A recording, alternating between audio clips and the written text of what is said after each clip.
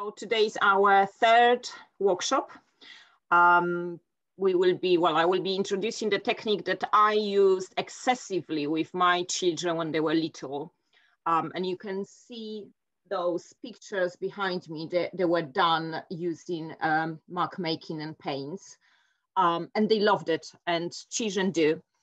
And it's very easy and free flow activity that you can just go with it, you know, and it can be child-led, which is quite important for children at a certain age, mostly when they can have a bit of control and be the leader. We'll be creating a wrapping paper to wrap a love present. So I hope you have some kind of paper. I have a brown paper that you usually find in all possible packaging, and I always keep it because it's so handy around children. And you will need some paints. I have 3 colors, red, black, and yellow. That way probably would be more visible. And a piece of old sponge that you can dispose afterwards, and my fingers mainly. I have a fork. Yeah. I was just thinking maybe we should introduce ourselves just in case. Of course, yes. I just assumed, yeah, because we are doing it so often. You know, I know. But since it's going to go out on YouTube, maybe just a quick. Yeah, certainly. Perhaps you start. Okay. My name is Jennifer Mazer, and I am an artist and very, very passionate about mental health because I have had issues with my mental health probably from the time I was 10, 11 years old or so. I have found the magic combination for me is having a really good support system, remembering to take my medication on a regular basis. Have not taken it today. I need to remember that. And also having as much creativity in my life as possible. The 3 things together kind of keep me balanced and in a better place. And I do notice that when I'm not creating on a regular basis, that it's much easier for me to dip into a really dark place. So it's something I definitely need in my daily life. And that's one of the reasons why I do these workshops once a month, to be able to spread the knowledge to other people that maybe haven't discovered the help that they can receive through doing some form of creative therapy. And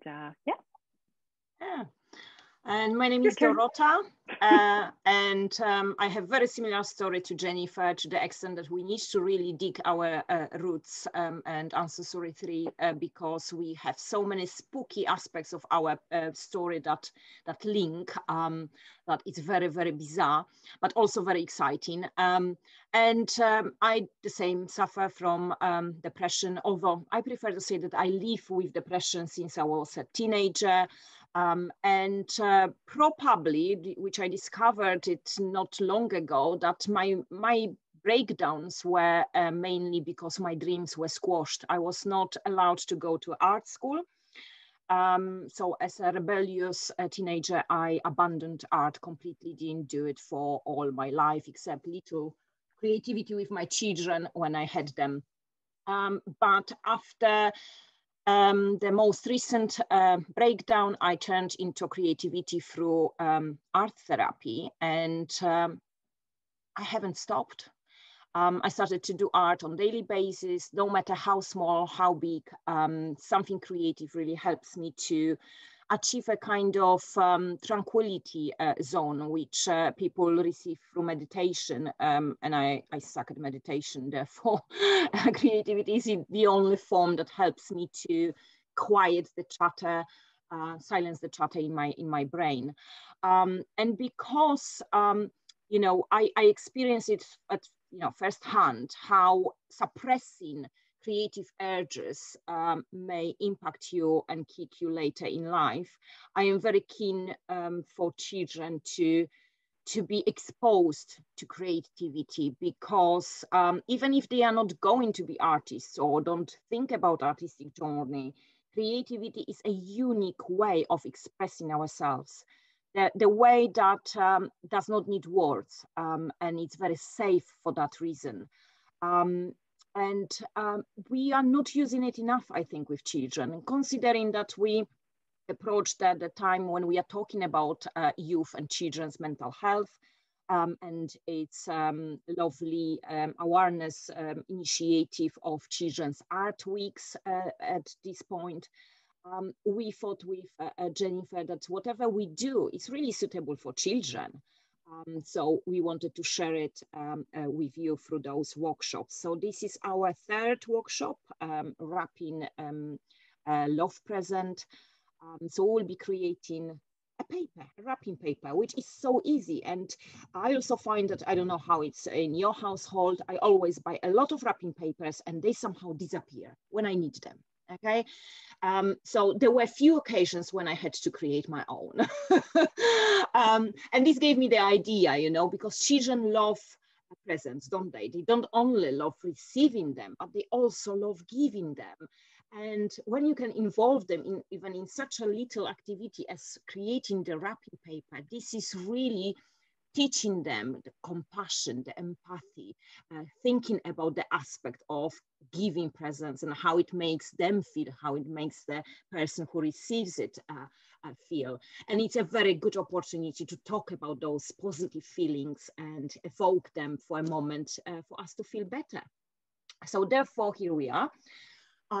This is an example that was done for me as a dry run when I was creating that workshop. So we will create something similar, and it's very, very easy.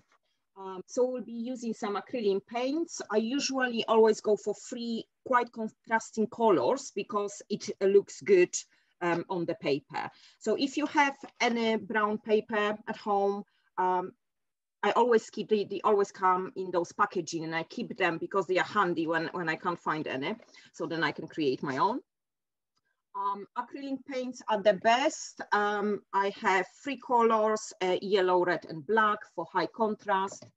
You will need a bit of sponge that you may not use for anything else. So just for warning that you may need to dispose it afterwards.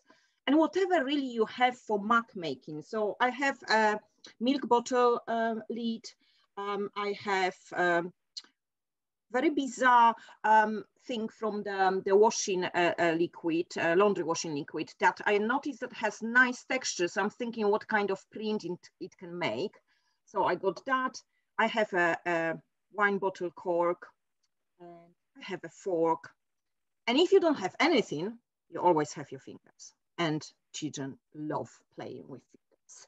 And it's very good for their fine motor skills. So this is another aspect, mostly for those children who are just learning to hold equipment, to write, playing with their fingers with some substances like paint really helps them relax and exercise the muscles that they need for writing skills later on. So this is what we will do. We'll first prepare the background.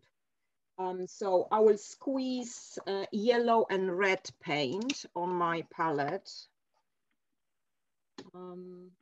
And you need to always remember for the background to start from the lighter color, because otherwise you will receive very dark background because it will, well, unless you have 2 sponges, then it's fine. You can start from whichever. So I will dip my sponge in yellow paint. Jesus, forgot the word. Paint. And you just smudge it in the kind of horizontal movements across your paper all the way around, and you stop in kind of 2/3 of the width of your paper.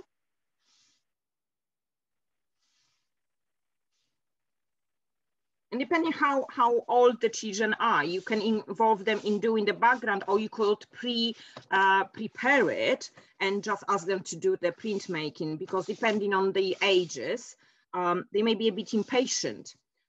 So of course you need to judge it by their age. So when you are in about 2/3, then you dip the same, well, I will dip the same sponge in red paint. And we'll start from the bottom, the same manner. So horizontal spreads and go a bit over the yellow one.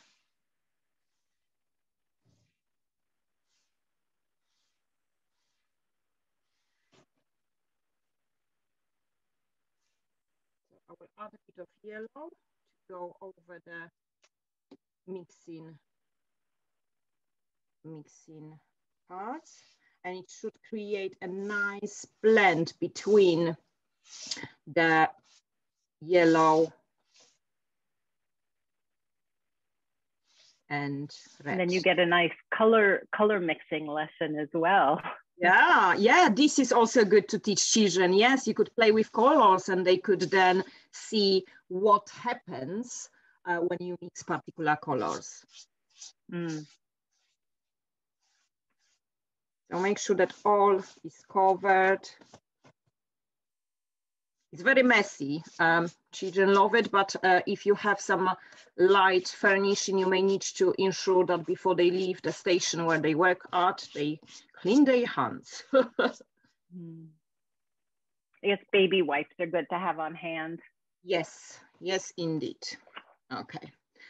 So then you have the background, and you don't need to worry if it's wet or dry. You can work on it straight away. And for that reason, I will squeeze a bit of black paint on my palette to have it handy. This is paint talking, not me. So I have all 3 colors on my palette: red, yellow, and black. And this is what is very good about our fingertips, that you can make a very nice heart shape with your fingertips. So I will dip my finger in black. Yeah, and when you put it on the paper and put it on the other side, you have very nice heart shape. And again, and this, when you work with the child, you know, you could do one side, for example, black, and then the child could do the other side, for example, red, and so on. And patterns and repetition of those movements, children very often go very nice with the flow, and they lose themselves in those patterns. So love is associated with hearts, so we can do a few hearts. I think if you use your pinky on the bottom, you can turn them into little butterflies. Yeah, you can do anything. Let me see. Yeah. Not really a butterfly, but my pinky is too big, probably. Well, you have to grab the kids to do the butterflies. Yeah, they have nice little pinkies, yeah. Their little fingers. Yeah, I have very active, almost 3-year-old, and she's obsessed with mug making. And this is the only moment really when she can spend in one go about 30 minutes on the activity. And that is why children with attention problems, this is good activity, because even if they are not able to spend as much, they are practicing to engage in something that requires a bit of time. But it's also the aspect that you can come back to it. You can leave it to dry and come back to it and doodle over it. You can do all possible things. So maybe one more here. I love working with my fingers, and children do love it too. Yeah. And you could talk I always about, say yeah. I always say that I don't trust artists that don't use their fingers, because I always need to get in there and move the paint around. Yeah. No, that's not true, but I do trust them. I have to do it myself. So now I'm going to use a cork. So I will first do it in a yellow and then a bit of black and see what it will give me. So stamping, children love stamping. You could, if you want to have some kind of particular shape, so when you teach children about shapes, you could cut a potato into shapes, triangle, you know, square, rectangle, and, you know, have this kind of maths learning alongside. And this is about, you know, learning needs to be fun. And why not combining different aspects of, you know, available resources to just provide learning. I remember once I was working with a child on autistic spectrum. He was absolutely obsessed with a Spider-Man. So whatever we did in maths or literacy, it had to have this bloody Spider-Man there. So I had a year after working with him when I couldn't even look at Spider-Man. Because I was so overloaded with it. Okay, and now I'm very curious what shape this laundry thing will do. So I will dip it in black and maybe yellow, maybe even red as well. Let's see. Interesting. Oh wow, love that's it. Cool. Yeah. When it has less paint. Yeah. Oh, very cool. And this is about even the other side. Yeah. If you turn it over, you're going to get a ring, which is pretty cool. Yes, too. yes, which I will do in a second. Yeah. Yeah. And mark making is great. Like you could even do a nature-based thing. So you could go into your garden or park and pick up different things and just ask children, check it out. What kind of mark it will make, you know? And then if they are able to write, they could, under each mark, they could write what made that mark. So writing skills can get embedded as well. There is all sorts of things that you can do with mark making. Maybe one here.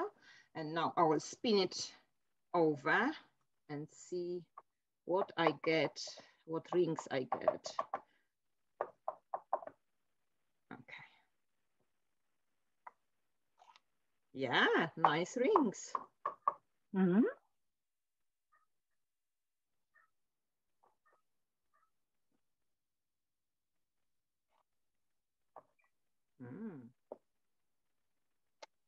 Looks like the heart is in a bubble. Yes. Love bubbles.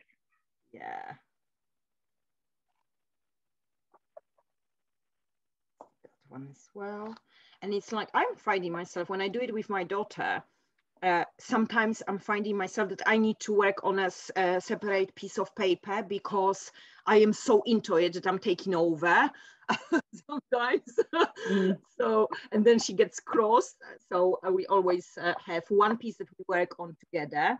And I have a piece that is on the side only for me. If I find that, you know, she is finding it to engage in and really want to work on her own, then I move to my bit. And it's very relaxing, you know, patterns in particular. Our brains love patterns. That is why you love nature, you love looking at trees, you love looking at wood, those rings in woods, because it helps you calm down, because our brain is hungry for repetitive patterns.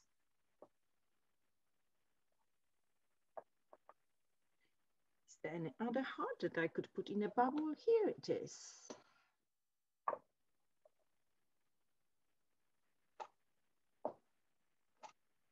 So my hearts are in bubbles. Oh, in bubbles, yeah. Yeah. And now I will use a bit of fork to see what this can do. So perhaps I will just spread it around. So it's like a comet now. Is it comet? Yeah. And that could be neat as well if they, right after you do like the thumbprint or the fingerprint, and then pull the fork through as well, just to see how it pulls the paint when it's wet, and they can do all sorts of things. Twigs are really good for mark making. Leaves, anything. Oh, leaves are wonderful. Yeah. We are planning with Jasmine. We went to a park recently and we picked up some leaves that fell off the tree, because I never let her just, you know, take the ones that are alive. And yeah, they are now in my huge dictionary to straighten them, because this is what you need to remember, that when they lose life, they curl, and then they are difficult to use. So always when you pick up any leaves, before you use them, stick them in some heavy book for them to straighten up, and then we will engage in something. So yeah, with the fork you could see, you know, what smudges you could do as well. When you mix different colors, you receive, you know, different, yeah. You could also use the other end of it. You could use your finger. Anything goes. Yes, and she's outside and you can hear her. Oh, oh well. Yeah. Well, I'm happy that my my puppy is now asleep, because of the messiness of that activity I had to set up in the kitchen. She's a puppy and she always drags my trousers. So sometimes when I deliver those workshops, I look like I have Parkinson, because she drags me along. Right. Yeah. With the cork, you can also try to make a flower. So if you go around the circles that you created, you can create nice petals. You're just off of the camera on that one. Oh, do it on a, yeah. Yeah, this there is you go. to remember about the camera. Okay.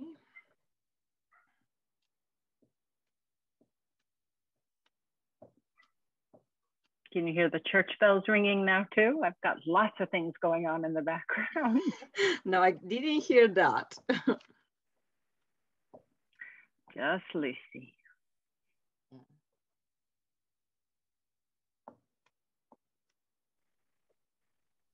So yeah, my paper is almost covered. And voila.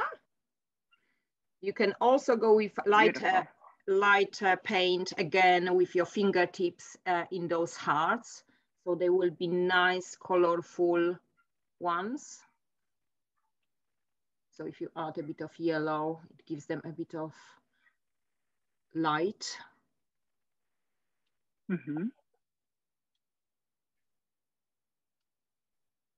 You can use, of course, different colors. Yeah, I went for those colors because, you know, red, yellow is associated with warmth and love. So I was thinking that this will really fit our purpose. But yeah, you can focus on nature and do autumn or seasons. How cool would be that, to have some leaves from the park and do each leaf print in different autumn colors and teach children about autumn colors and the leaves. Yeah, so here it is. Absolutely. Yeah. Of course, it needs to dry before you wrap your present. Don't forget about that aspect. That's true. That's true. And I did not play along today because I couldn't get to any paint or paper, since everything pretty much is still in boxes. Did anybody want to show theirs? Did you hear my partner sneeze now? He has the loudest sneezes in the world. Bless you. Exactly. He has the ability to make people 3 miles away jump. I think. Yeah. With this kind of wrapping paper, you also have this aspect of them being proud. Because very often we buy presents, right? We buy something ready. We go to the shop, buy a shirt, yeah, for someone, and you know, and just wrap it. So to give any present this kind of unique aspect of something done by us from heart, it's very good to create those wrapping papers, you know, yourself. Absolutely.